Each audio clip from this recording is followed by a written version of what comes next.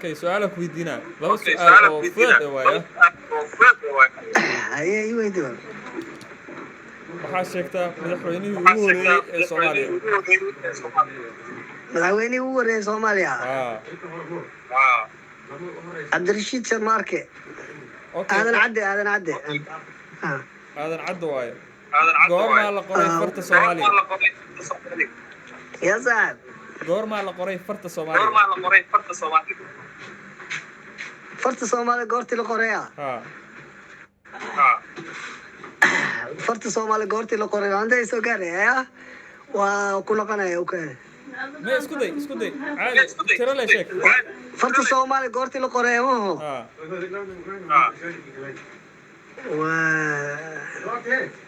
فرت Soomaaliya goortii la qoray qadka gilno saay سك ku noqonaya ما